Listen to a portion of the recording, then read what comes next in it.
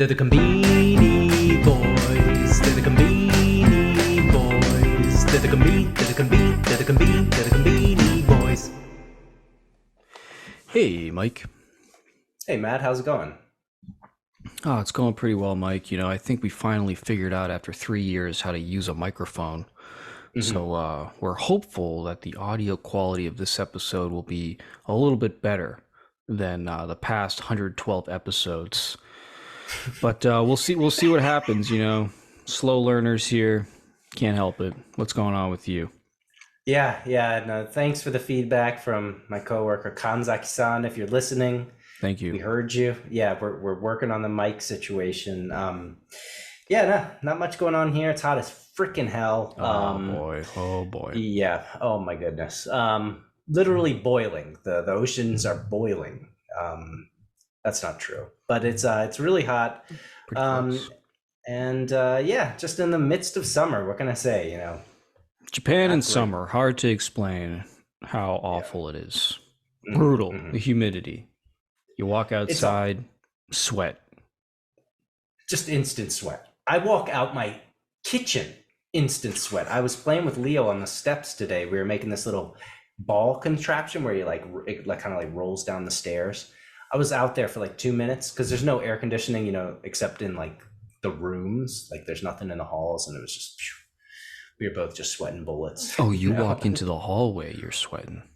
Oh my God. You don't remember, Matt? You go into the toilet. It's been so. Well, I do You go into remember the toilet. slipping and sliding on the toilet seat. Yeah, I mean, you sit down. You need some guardrails between July and August because you're moving. You're moving. Literally full on sweat. Yeah. So, but Matt, okay. Yeah. Summer's hard in Japan. There's no doubt about it. But there is one sort of awesome thing that happens in the summer. And that is the Natsu Matsuri, or the summer festivals in Japan. Matt, we've both lived in Japan for a long time. And do you have any fond memories or any memories of Matsuri, the summer festivals here? 100%. Well, we were lucky because we lived in the Noto Peninsula, which is a very rural, isolated part of Japan at the tip of Ishikawa Prefecture, sticks out into the Japan Sea. And they had some spectacular festivals. The most famous was called Abare Matsuri, which comes from the word abareru, which means to be violent. Yeah. And it is spectacular. They have these enormous wooden floats that are carried by everybody in the town. You can jump in and carry. And it's just fire everywhere. Extremely, I mean, it is shockingly dangerous. And they have little kids on these things. It's amazing. And then they have there are a handful of people, part of I think a festival association or part of the town, and they carry special floats that are meant to represent a kind of deity, and they carry those around. And those get lit on fire, and they're jumping in the river, and there's more fire. There's fire everywhere. It's crazy. But I guess it's because at the time, I don't know, hundreds of years ago, there was a plague, and the whole town burned down, and the plague went away. So I guess they're celebrating fire. I think that's what that's from. But anyway, throughout the summer, there are all kinds of festivals in the Noto. Abare Matsuri is the biggest, but there are all kinds of others, and just a spectacular time to get outside, hang with the locals. And it's the one time in the Noto where it's packed. Everybody has left the Noto to go to the city. They all come back for the festivals because they're so spectacular. So it's a lot of fun. Yeah. It's in growing up in the States, there's no real direct, thing that matches it. For me, it'd be somewhere in between a city or county fair and the 4th of July, sort of something like that, where it's each of these festivals are usually based in towns, and each town has its own little festival that's different in some way. And we actually went to one tonight, right downtown in Kurto Bay. They just had a small festival, and just like some people dancing in the streets and stuff like that. But one thing about festivals, so there's a lot of like cool things that happen, like festivals. But one like important thing is the food stands. So anytime there's a festival, you have all these like food stands that sell all types of food. And on that topic, Matt, I think we're going to look at a campaign out of Ministop today, Matt. And what we're talking about is what we were just talking about, the Natsu Matsuri, the summer festival campaign from Ministop. And you can see, they've got a lot of different items here. I'm going to run through it real quick. And then maybe we can, like see if there's anything that sticks out to us. And then also kind of like think, try to evaluate, are these things that you would be able to see at an actual festival? Okay, so we've got the big Frankfurt, we've got the big American dog, we've got the Zaku Zaku dog, we've got the Thai yakitori gaiyan, which is just I guess like a Thai yakitori grilled chicken skewer. We've got takoyaki. We've got sauce yakisoba sandwich. We've got okonomiyaki. We have another kind of okonomiyaki. We have a bucket of corn, and then we have a banana roll cake. And then a couple of items that are sort of specific to different regions. That's sushi stuffed with yakisoba. Yeah, sushi stuffed with yakisoba. And then we have looks like a number of. It all sort of ties together with a yakisoba. So Matt, looking over our festival here at Ministop, how do you feel about this lineup? This is a terrible lineup. This, you said, kind of like the Iowa County Fair, Mike. That sort of maybe hints at a Matsuri. This does look like it belongs at the Iowa County Fair. We're looking at mostly corn dogs here, everybody. Yeah. We got 3 hot dogs on a stick. 2 of these are battered. I love a corn dog. Conbini corn dogs, also called American dogs, are spectacular. They got the ketchup, mustard, precision sprayer. Tastes delicious. The Zaku Zaku, I bet, is especially good. I think it's coated in sugar. But come on. It has nothing to do with Japanese food. We got Thai chicken again. I'm sure it's delicious, but what's with all the yakisoba? A yakisoba sandwich. We're stuffing yakisoba inside of slices of white bread. I like yakisoba. I like yakisoba as yakisoba. I think the only legitimate, classic Matsuri food, we got takoyaki, okonomiyaki, yakisoba.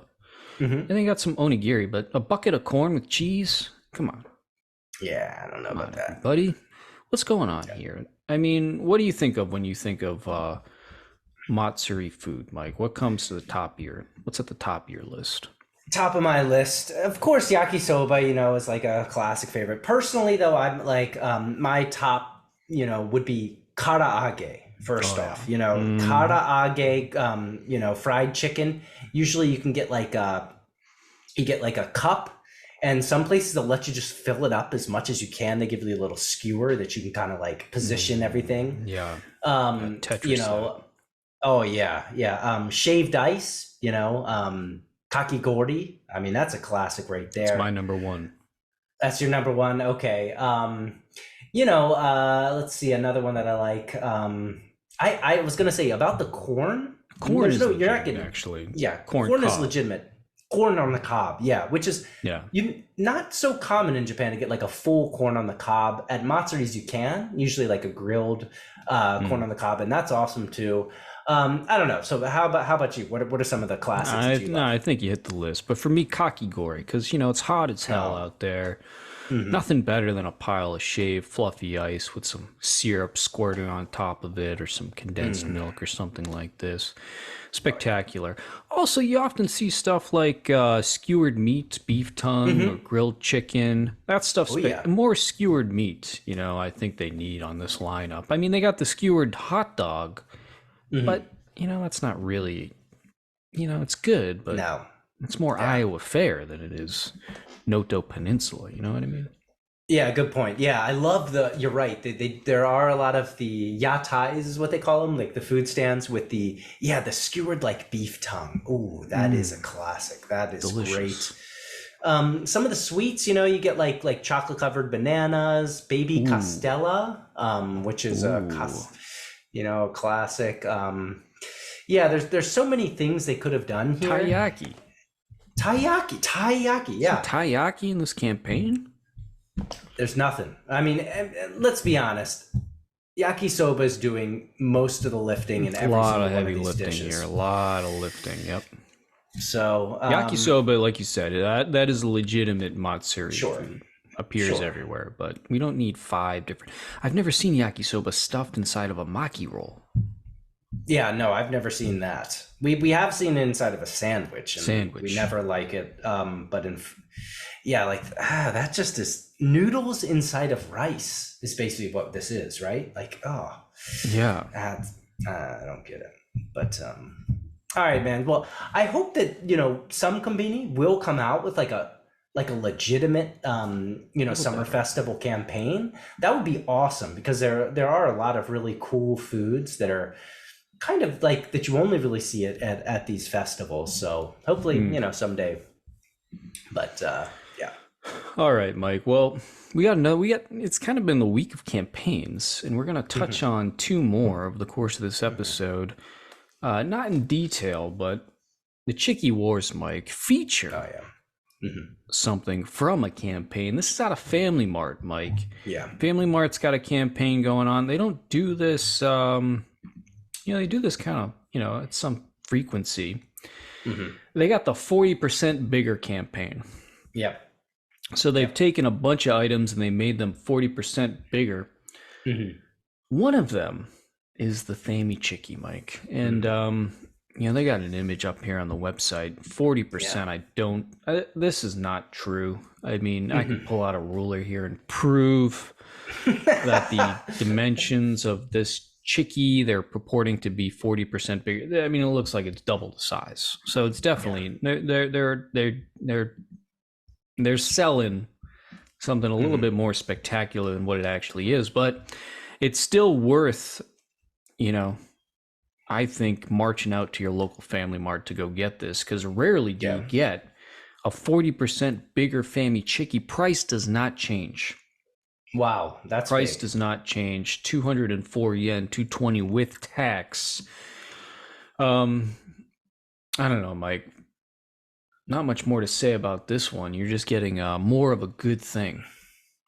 Yeah, we've seen this before. We've seen the big Famichiki. I think we've seen a similar sort of campaign before, some sort of big chicky. I can't really complain. The only thing is like Matt, like try to like slip back a little, step back a little bit and look at this picture.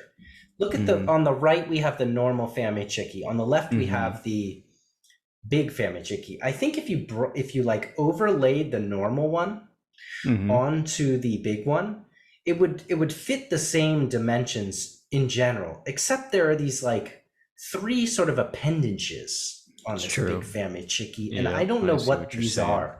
Are these did they just like take some chicken and kind of fuse it onto the normal Famichiki? Yep, I see exactly what you're saying there. You see what I'm saying? You could probably like chip it out. You could like chisel it out, I bet. Yep. I don't know what to think about that. I don't really like extra appendages. Although, to be fair, it's not like Famichikis that are like pure chicken. We know there's some, funny business going on in there, but I don't know, man. Well, we've popped open. We've looked at cross sections of Famichiki, largely thanks to the super salary man, and it does appear to be a fusion of meat. I don't think there are whole chunks of chicken thigh. in No. there. I think it's a fusion of meat. And I think you're right. As I look at this, in the bottom left corner, you see a clear, yes, I think that an appendage. Yes, it looks like, it's sort of like, what's that? At one point, the continents, all land masses were a single piece, and then they slowly drifted apart. This kind of looks like this would be like the South America that was once attached to Africa. It's now broken apart. Right. Yes, and then the top left, that maybe is Scandinavia was once attached to Europe or something like. I see, and then the top right here too. I think you're right, Mike. I think they're just slapping on, fusing parts. Interesting. Yeah. Yeah. Well, to see, and I want to. If anybody eats those appendages, let us know. I guess I can go and do it, right away. But yeah, I'll actually. I will follow up on this because I am interested in these little like you said, not Europa. What was the name of the Europa? Anyways. Was it not Europa? No, I don't think it was Europa. I think it was Pangea. Was it Pangea? I think that's what it was. Yeah. Wow. Anyways, I can't believe I came up with that one. Okay. Nice. Yeah, that was big. All right, Mike. That wraps up the Chickie. No other new Chickies this week, so pretty light on the Chickies. What do you say we head over to the scoreboard? Sounds great, Matt. This week, gonna hit you with the scores. Family Mart, 63 items. Lawson, 29. 7-Eleven, 100.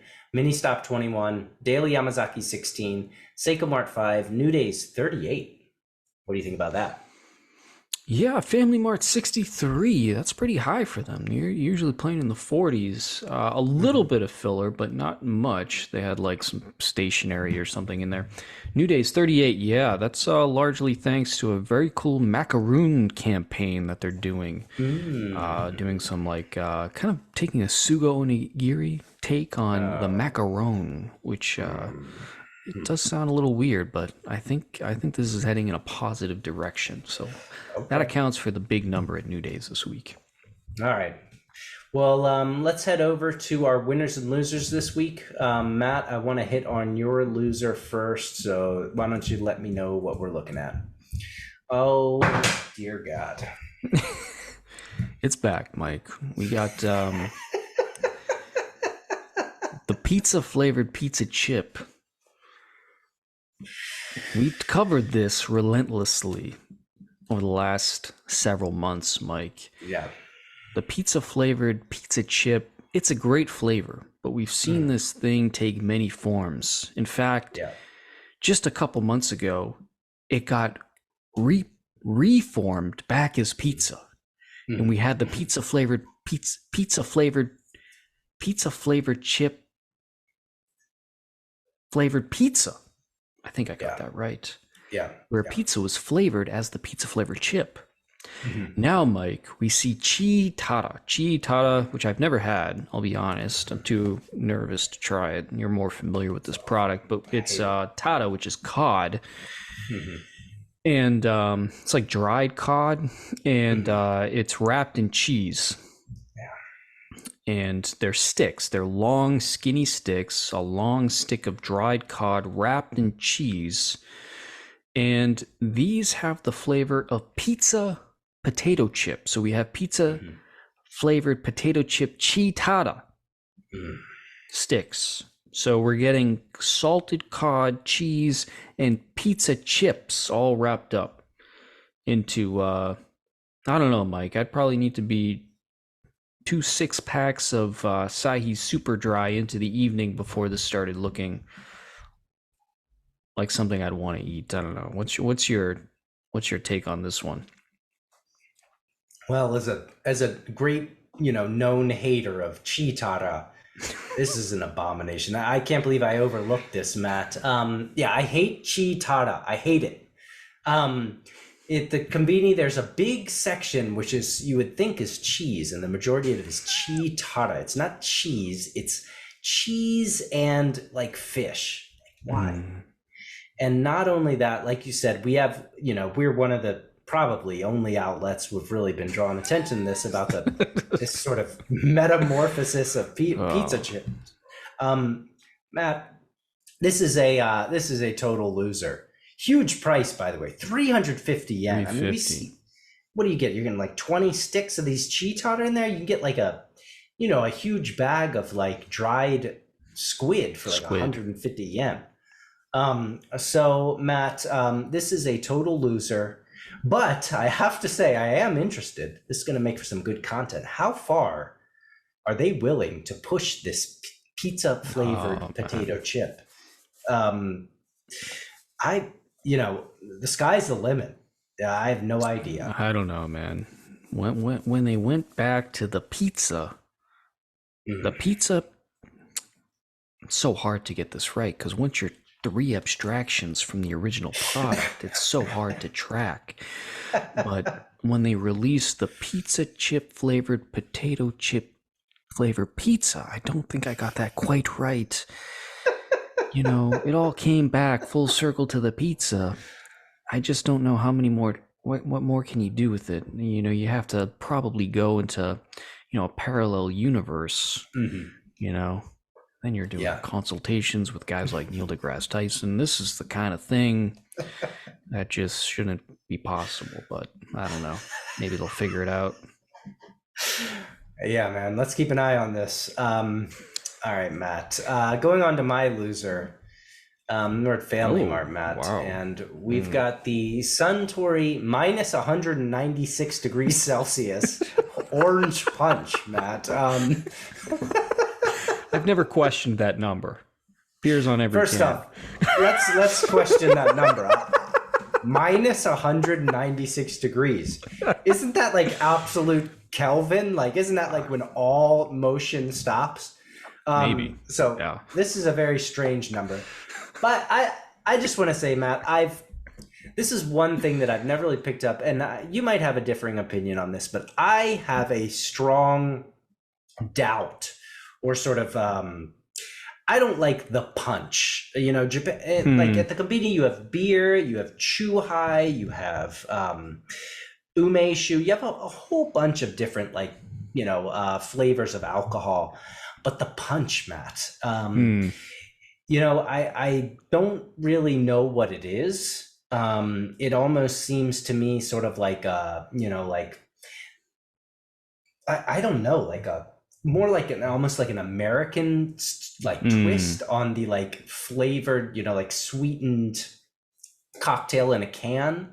It is only 7%, which is fair. If it was 9, I feel like this was 11, 12%. This would probably kill you. I don't know, Matt. It's not a sour. It's not a chuhai. What the hell is punch? Do you have a better sense of what this item, this line of items actually is? Honestly, I thought punch was just chuhai, the same thing, just in a different can. I didn't know this was a different product. I don't know if I've had punch. I will say, I think this actually looks very tasty. And I really appreciate the 7% because the strong 09 is, 37. I can't really handle that anymore. I'd struggle with 7 as well. Actually, I'm probably backing down to the, 3%ers. Oh, yeah. No, I don't know. Punch. I don't know if I've had the punch, Mike. I will say orange squash, I guess, sour. So sour. They are calling it a sour. So maybe it's just a branding thing. If this is just a sour, then okay. But squash. I never found out what squash is. I've ordered it hundreds of times. Yeah, I have no idea what it is. Yeah, me neither. And again, let's read the description. They freeze an orange for an instant at minus 196 degrees Celsius. Why? Maybe that's good. I guess it's good. I guess it captures the essence, perhaps. We might have to do a little bit deeper dive into this. What's the deal with the instant flash freeze? But anyways, I don't know. Now that we talked through this a little bit, maybe I should just pick it up and have a sip, see what it is. You know, I would give it a shot.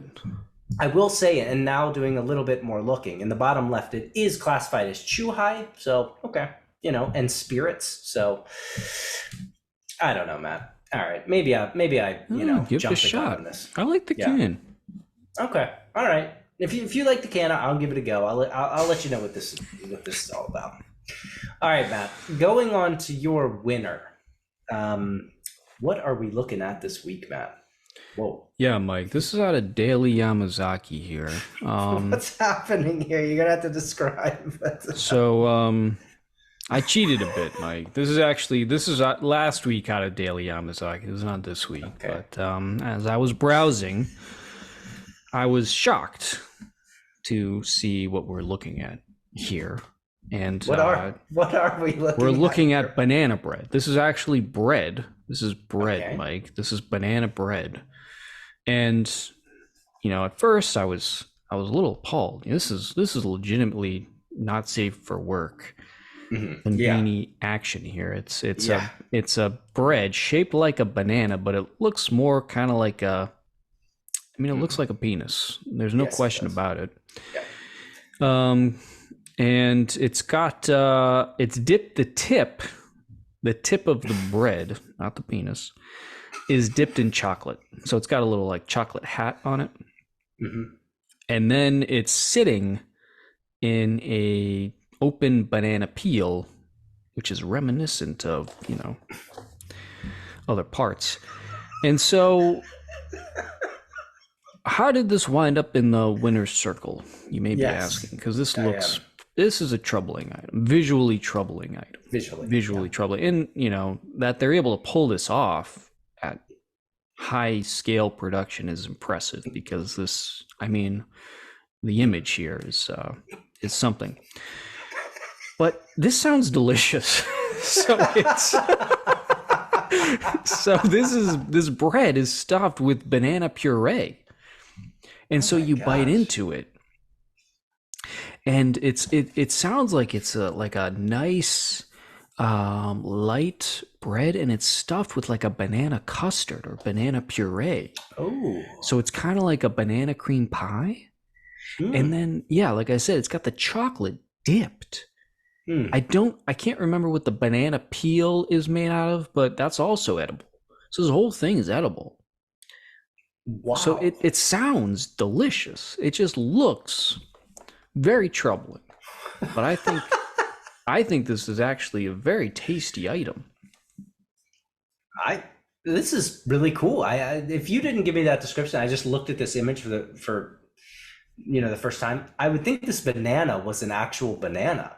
I mean, it looks like an actual banana. It does also look like a banana. A really, very small banana, but like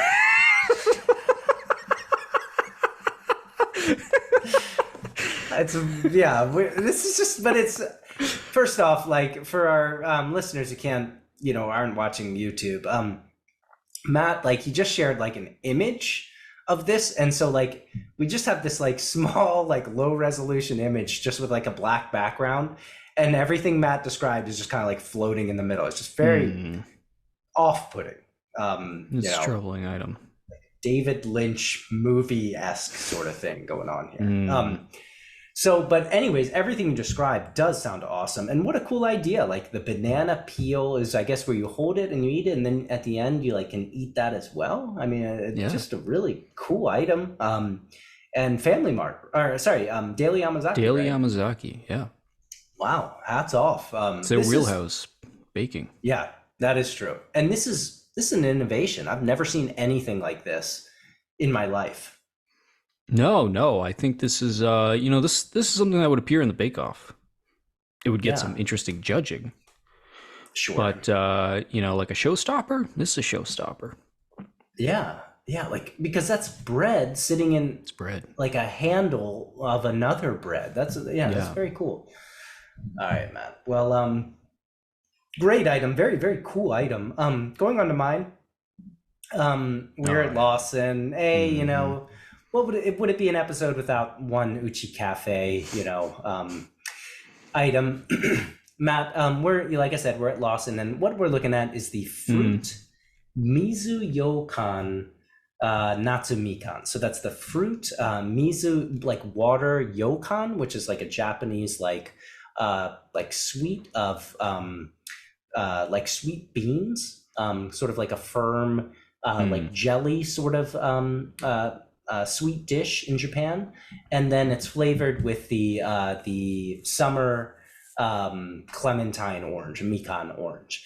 And so yokan, like I said, it's sweet bean paste that's a little bit firm, but miso yokan is, mm. or like water yokan is a like a variation that's very sort of like almost more like jelly. And anyways, all that to preface to say that this just looks like super refreshing. I'm not a huge yokan lover, Hmm. but this might turn me.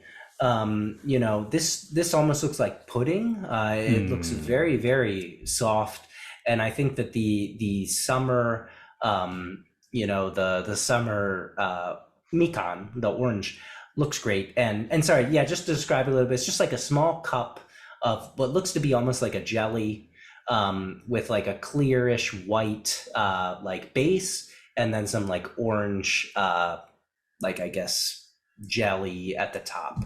But yeah, nothing actually very sort of like visually like interesting about this, but just looked really refreshing. Lawson has been doing a great job recently of launching a lot of summer focused dessert items, things that are Mhm. light, refreshing, and I took a long hard look at this one, Mike. It Mhm. looks terrific for all the reasons you mentioned. Light, cool. It's got Mhm. fruit. I Mhm. do like Yokon actually, Oh. and it is a little bit tricky. It's almost kind of like a really somewhere in between. It's like a stiff onion tofu kind of. Mhm. It's like you said. It's a little bit harder. Yeah. It's not quite jelly. It's not quite tofu. It's different, but it is damn tasty. It's light, Mhm. and to have the seasonal fruit on top there as a kind Mhm. of gelée does Oh, look okay. very, very nice. In Mhm. fact, they say there in the description, sweet and sour, Oh. which is exactly sauce. That's perfect. So Mhm. yeah, I think when you're out there slipping and sliding on that toilet seat, this is what you got to reach for. You know, perfect choice. For sure. All right, Matt. Well, yeah, that wraps up the winners and losers for this week. All right, so on to my favorite segment. It's at the Gemba with Mike. The Gemba, of course, the place where the action happens. Mike, you're in Japan. What do you got for us this week? Matt, I got something that we were actually talking about before the show. 7-Eleven is actually like underway right now, a curry festival. Hmm. And Mai and I and Leo, like I said, we went to the festival tonight, and we ate some food while we were there. We ate some like karaage, some kakigori, but we wanted something just before going to like just kind of small for dinner. And so we went to 7-Eleven and ran right into that campaign, Ooh. Matt. And I'll tell you what I got. All of these kind of interesting. We got a variety of curries, but the one that I've ended up picking up, Matt, was this Mm. biryani. Hmm. Biryani, and it was great. Like as you can see, it's sort of like it's rice with two types of curry, and the rice is in like a biryani style.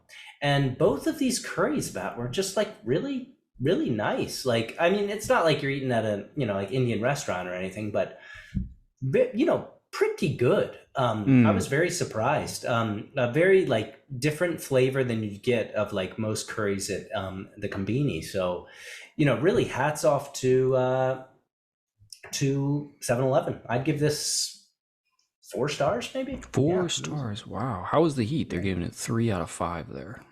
Well, I Leo doesn't like spicy food. I gave him a little bite of one of them, and he didn't think it was too spicy. So Okay. I would say if you're used to like Indian curry in the States, this would be more like a 1 a 1 instead of a 3. But for Japan, maybe 2 would have been more fair.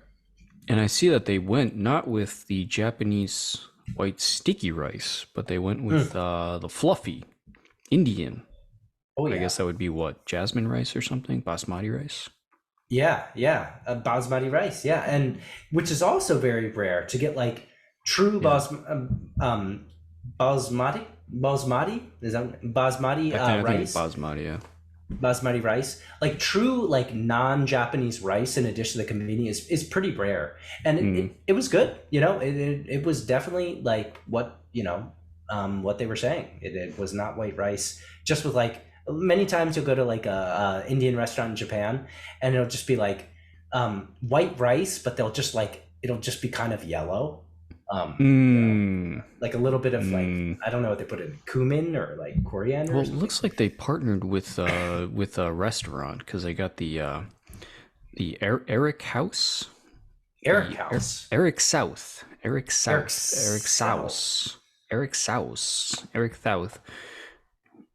What am I saying here? Anyway, it must be some kind of Indian restaurant in Tokyo. Something to explore, maybe for the newsletter. Yeah. Well, that sounds pretty tasty. That wraps up another episode here, Mike. Wow. Episode 113 in the bag. Want to give big thanks to all of our listeners and especially to those who have supported the podcast by buying us chickies or subscribing to the newsletter. Speaking of the newsletter, head over to conbiniboys.substack.com. I think that's the URL.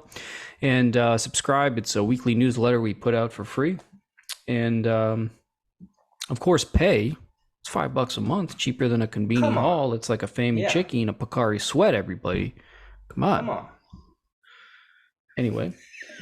Also, we were featured in the I'm pretty proud of who we were featured recently as a Substack read. So thousands of Substacks, we were chosen for the podcast, the newsletter. So, picked up a bunch of new subscribers. So thank you to Substack for that. Check us out on subscribe to Apple Podcasts, Spotify, wherever you get your podcasts. Please rate and all that. And you can watch us on YouTube as well. See all the great stuff we're talking about. And follow us on Twitter and see all the dumb stuff we put out there. Twitter? Or X. Sorry. Oh my God. This X is so stupid. Dumbest thing of all time. Oh my God. I can't. We haven't been posting recently. It's because every time I swipe down to open Twitter, I see that dumb X, and I'm like, what the hell is this stupid thing? What the hell? What was wrong with Twitter? Awful. One of the worst things of all time. One of the dumbest things is, oh my God. Yeah. So stupid. And I'm an idiot. Yeah, I subscribed because I thought I'd get more impressions and drive followers. Now I feel like a goddamn idiot. Got that stupid blue check mark. God damn it. What was I thinking? Oh. We gotta wrap up. Sorry. Yeah. Deep cuts again. All right. Thanks everybody for listening. And hey, Mike, I'll see you at the Conbini. See you at the Conbini, Matt.